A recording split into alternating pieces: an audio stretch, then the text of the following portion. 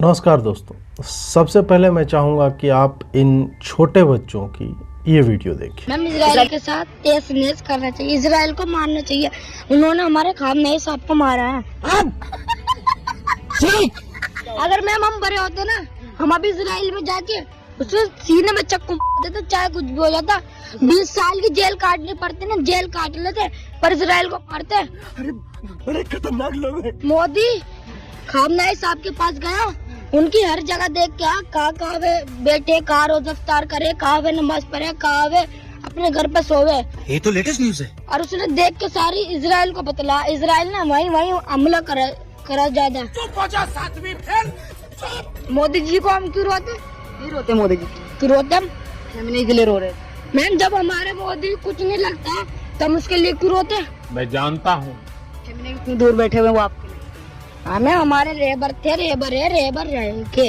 नजरत तो थी नहीं जब इजराइल ने फिलिस्तीन वालों पर हमला किया। ही भारतीय मुसलमानों को मैंने लखनऊ में, कश्मीर में, गुजरात में या अन्य जिस जगह से आपने देखा होगा, खामनेई की मृत्यु के बाद जिस तरह से प्रदर्शन हो रहे हैं, प्रदर्शन तक तो फिर भी ठीक है, आप शोकाकुल हो सकते हैं। शिया के कम्युनिटी के सबसे बड़े नेता थे तो आप शोकाकुल होइए, लेकिन उसके बाद जब वह शोक प्रदर्शन एक इस तरह की घृणा में बदल जाती है, जहां पर स्पष्ट रूप से दिखता है कि छोटे बच्चे जिनके उन शब्दों के प्रयोग का कोई कारण नहीं होना चाहिए या उन महिलाओं के द्वारा इस तरह की शब्दावली के प्रयोग का कोई कारण नहीं होना चाहिए, और वो इतनी मात्रा में हो रही है कि आप सोचने को विवश हो जाते हैं कि आखिर ये क्यों हो रहा है, कौन करवा रहा है, कैसे करवा रहा है। जब हमने ये छोटे बच्चों वाला वीडियो देखा तो इससे 6-7 बिंदु निकल करके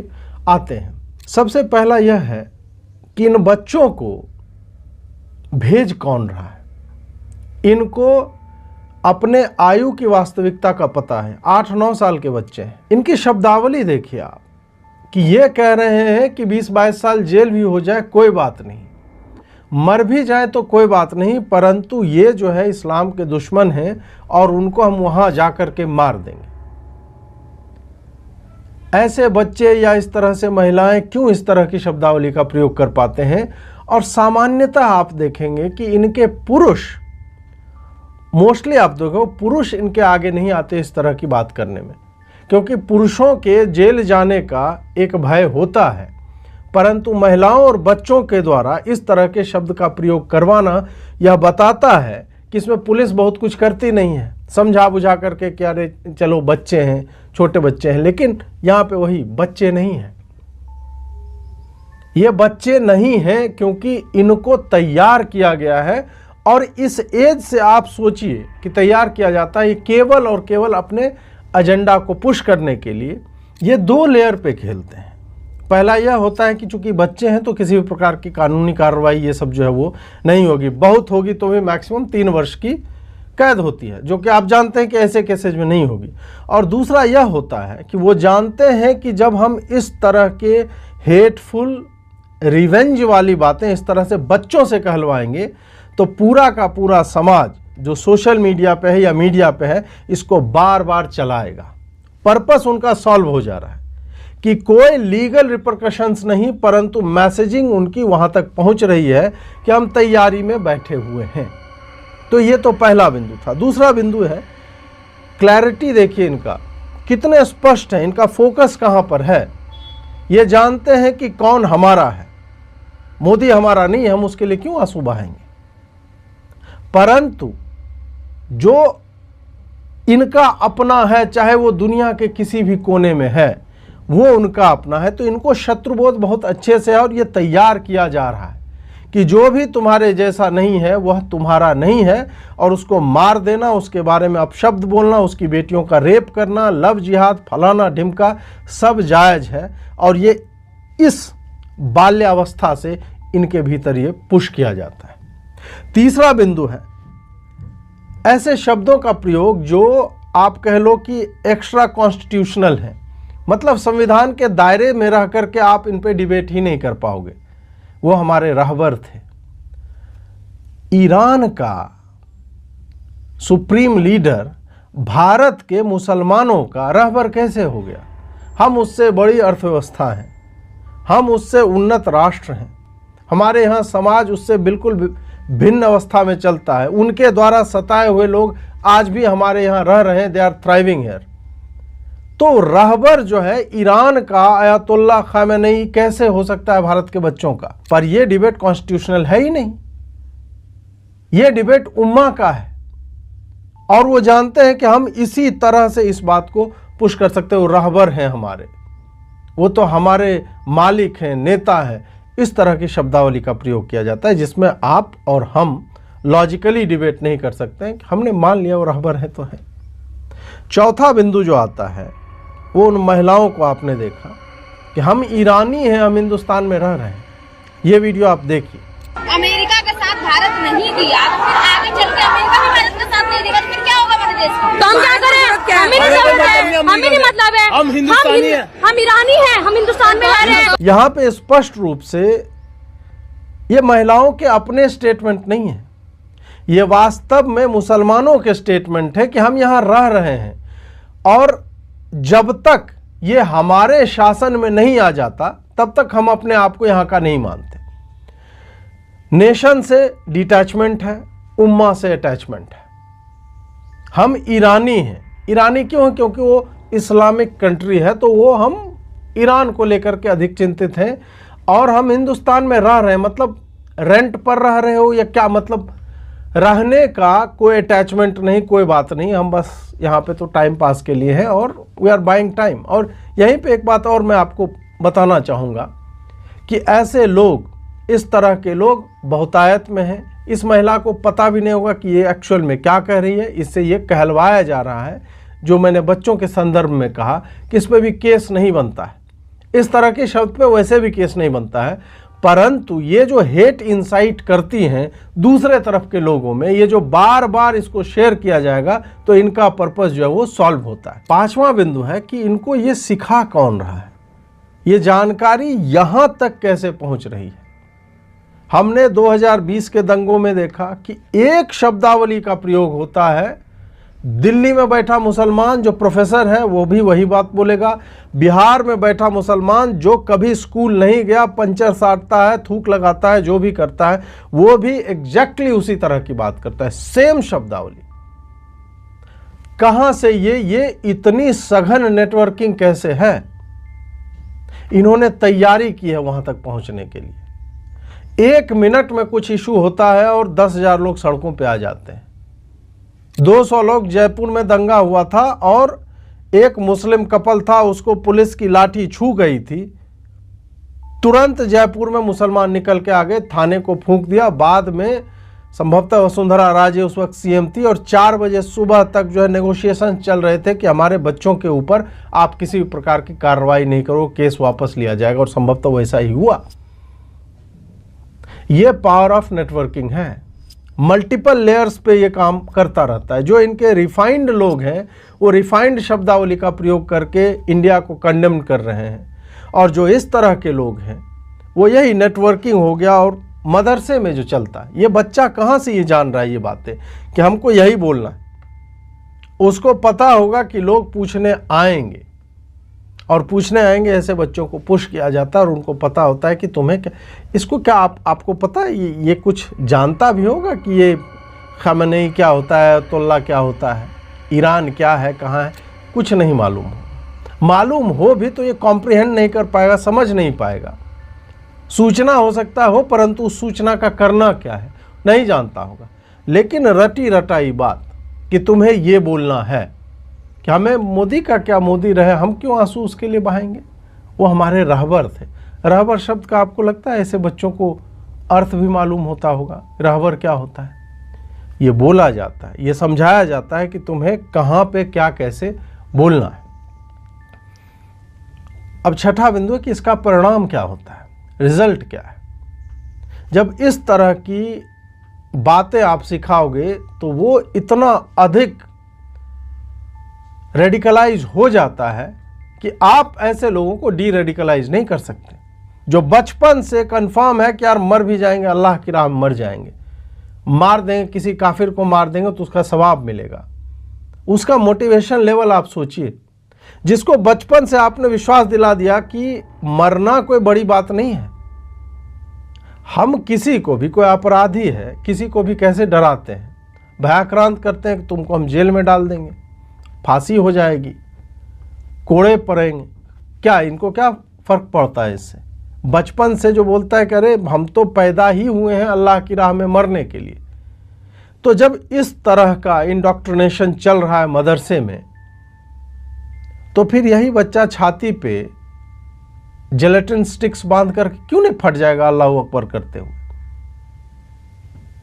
आज भी ड्रोन के ज़माने में अफगानिस्तान का कल ही मैंने एक वीडियो में बताया कि वो बोल रहे हैं कि हम जो है सुसाइड मतलब बॉम्बर्स का बटालियन जो है उतारने वाले हैं पाकिस्तान के विरोध में। इस्लाम इस लेवल पे काम करता है कि वो जानता है कि वो क्या करने जा रहा है और फिर भी हंसते हंसते वो आगे बढ़ रहा है। अब एक प्रश्न आता है कि जब आप ऐसे लोगों को डरा नहीं सकते, कानून का भय इनको है नहीं, सलीम वास्तविक के साथ क्या हुआ? आपको लगता है वो जो मारा गया जीशान, और एक और हो सकता है आने वाले समय मारा जाएगा, आपको लगता है कि उसको सलीम वास्तविक से फर्क पड़ रहा था या उसको पर्सनली उसने टारगेट किया था? नहीं। ऐसे लोग जो होते हैं, जो भी ये छुराबाजी करते हैं, दे डोंट इवन नो, उसका एक वीडियो नहीं देखा होगा। उनका ये होता है कि भाई अगर कोई व्यक्ति इस्लाम की निंदा कर रहा है तो उसे हमें मार देना है, बात खत्म। वो कॉन्स्टिट्यूशन नहीं जानता, नहीं समझता, क्योंकि उसके लिए कॉन्स्टिट्यूशन है ही नहीं, उसके लिए कॉन्स्टिट्यूशन कुरान है। वो इस बात से ड्रिवन है, उसने छुरा मार दिया। रैंडम आदमी कहीं पे कुछ बोलता है, रैंडम आदमी फतवा जारी करता है, रैंडम आदमी वीडियो बनाता है कि ये सल्लल्लाहु अलैहि वसल्लम की राह में जो है ये गुस्ताखी हो गई और गुस्ताखे रसूल का सर काट लेना हमें। किसको काट लेना वो नहीं बताता, वो बस एक वीडियो बना देता है, जो आपने देखा भी होगा, इंस्टाग्राम पे चल रहा होगा कि ये गुस्ताखे रसूल है, गुस्ताखे इस्लाम है, ये जिंदा कैसे घूम रहा है। ये वीडियो जो है ये चल रहा है, आप देखिए। ये सलीम वास्तविक नामी गुस्ताखे रसूल है जिसने नबी अलैहिस्सलाम की गुस्ताखी की थी। कल मैंने इसके खिलाफ एक वीडियो बनाई थी, इसका एड्रेस मेरे को मालूम पड़ गया है। कल मैंने लाइव में कहा था कि 24 घंटे का मैं टाइम दूंगा, लेकिन मेरे पास गुस्ताखे रसूल के लिए कोई टाइम नहीं है। मैंने अपना मौकिफ चेंज कर दिया। इसका एड्रेस जो है गाजियाबाद लोनी, ठीक है, गाजियाबाद लोनी के अंदर नासबंदी कॉलोनी में, ठीक है, ये वहीं करीब में कहीं रहता है। तो अब हुजूर के गुलामों का ये काम है कि ये जहां कहीं मिले इसका काम कर दो, बस इतना मैं कहना चाहता हूं कि इसका काम कर दो, क्योंकि गुस्ताखे रसूल के लिए कोई माफी नहीं है। और ऐसे लोग डायरेक्टली किसी से बात नहीं कर रहे होते हैं, वो पूरी भीड़ है इनके सामने कि भाई एक तो होगा, एक तो कोई होगा जिसको गाजी बनना होगा, जिसको जो है अपना स्मारक बनवाना होगा, और वो सड़कों पे उतरता है, बाइक पे जाता है और जा करके छुरा मार करके भाग आता है। इसको जब तक आप मॉनिटर नहीं करोगे, ये मदरसों की ऑडियो विजुअल मॉनिटरिंग नहीं होगी। और मैं मदरसों का क्या, इस पर क्वेश्चन यही आएगा ना कि गुरुकुल को क्यों नहीं करो, सबको करो मॉनिटर, हर स्कूल को मॉनिटर करो, हर लोकेलिटी में आपके पास ऑडियो विजुअल मॉनिटरिंग टीम हो, एआई को उसके साथ इंटीग्रेट कीजिए आप। जो ही कुछ कीवर्ड्स बोले जाएं, आप इमीडिएट एक्शन लो। ऐसे मदरसों को इलीगल बनाओ, इनके लोगों को जेल में डालो। आप जब तक ये निपिंग इन द बड नहीं होगा, इतनी जनरेशन हो चुकी है रेडिकलाइज, मैं आगे के लिए बोल रहा हूं, आप जब तक इनकी ऑडियो विजुअल मॉनिटरिंग नहीं करोगे, प्रूफ लेकर के इनके लोगों को नहीं बताओगे, मुसलमानों को नहीं बताना है, वो नहीं समझने वाले।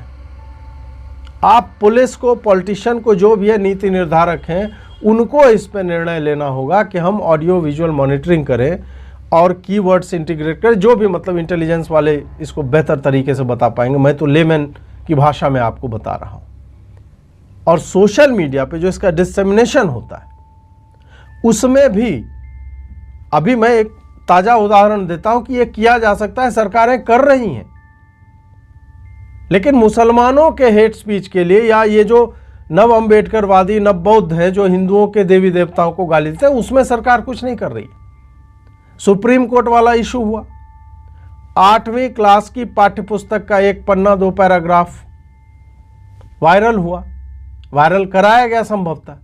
उस पर सुप्रीम कोर्ट ने ब्लैंकेट बैन लगाया कि डिजिटल मीडिया में ये कहीं नहीं होना चाहिए, कोई इसे शेयर नहीं कर सकता।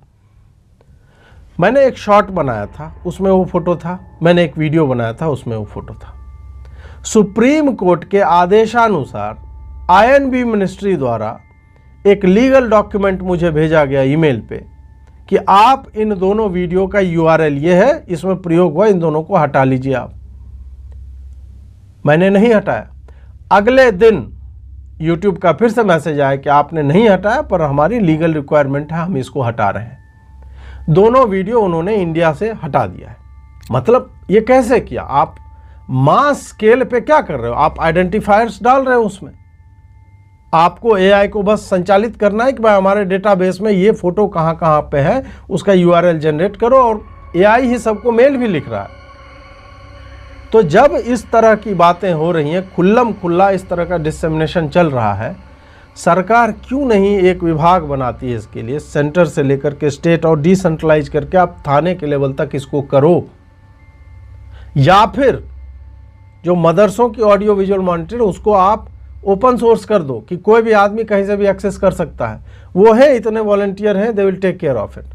वो आपको रिपोर्ट करते रहेंगे, आप देखो कि उसकी इंटेंसिटी क्या है, कैसे है, क्या करना है आपको, और उसके बाद उसके काउंटर मेजर्स लो, आप उस पर विधिक कार्रवाई करो। ये बेयर मिनिमम है जो मुझे लगता है कि इंडोक्ट्रिनेशन को, यदि आप सीरियसली डी रेडिकलाइजेशन के लिए सोच रहे हैं, जो अजीत डोभाल कई बार बोल चुके हैं, तो आपको टेक्नोलॉजी आ चुकी है, आपको उतना मैन पावर नहीं चाहिए। आप डोमेन एक्सपर्ट्स को लेकर के बैठो, डू समथिंग अबाउट इट। और सोशल मीडिया पे जो हेट्रेड स्प्रेड हो रहा है, उसको तो आप रियल टाइम में चेक कर सकते हो। कोई पोस्ट करे उससे पहले ही जो चीज़ें अपलोड हो रही, टेक्स्ट तो चलो क्षणिक रूप से अपलोड हो जाता है, बट उसको भी AI जो आइडेंटिफाई करके किल कर सकता है उसी मोमेंट पे, विथहेल्ड करो आप। और वीडियो है, वोकल वर्ड्स हैं जो बोले जा रहे हैं, उसको आप जो है वो करो, उसको शील्ड करो, उसको हटाओ, 1 मिनट 1.5 मिनट रहे, उसके बाद हटाओ। और फिर आप देख लो कि जो ही ऐसी चीज़ें, इसके डुप्लीकेट्स कहीं पे भी क्रिएट हो रहे हैं, don't allow them to post it. ये सारा कुछ किया जा सकता है। ये अब कोई मतलब ऐसी बात नहीं रही कि नहीं ये किया ही नहीं जा सकता। This is all doable. सरकार ऐसा कर रही है, इसलिए मैं सरकार से आग्रह करता हूं कि मुसलमानों की जो रणनीति है कि बच्चों और महिलाओं को यूज करो अपने हेटफुल प्रोपेगेंडा को पुश करने के लिए, उसको आप रोक सकते हो। You just need to follow point 6 और 7 जो अभी मैंने आपको बताया है। नहीं तो ये इतना धीरे धीरे इसकी इंटेंसिटी और रेपिटेटिवनेस जो है वो बढ़ती जा रही है, बारंबारता बढ़ती जा रही है। लोग कष्ट में, इसके कारण लोग मर रहे हैं, लोगों को चाकू छुरा जो है मारा जा रहा है। ये सब फसाड है कि आप इसके लिए हा हसन हा हुसैन कर रहे हैं। नहीं, ये प्रदर्शन केवल वो प्रदर्शन मात्र नहीं है, ये बार बार वाटर टेस्टिंग है कि हम इतनी भीड़ एक साथ जमा हो सकते हैं, उसके बाद भीड़ फैल सकती है, कोई उसको गाइड कर सकता है। तो ये टिकिंग टाइम बॉम्ब है। इसको यदि आपने डिफ्यूज नहीं किया, इसको आपने डीरेडिकलाइजेशन के माध्यम से जो भी आपको करना है वो नहीं किया, तो we will have a civil war in next 10 years और सो। ये मुझे होता हुआ दिखता है। क्या आपको भी ऐसा लगता है? हमें कमेंट में अवश्य बताएं। जुड़ने के लिए बहुत बहुत आभार। नमस्कार।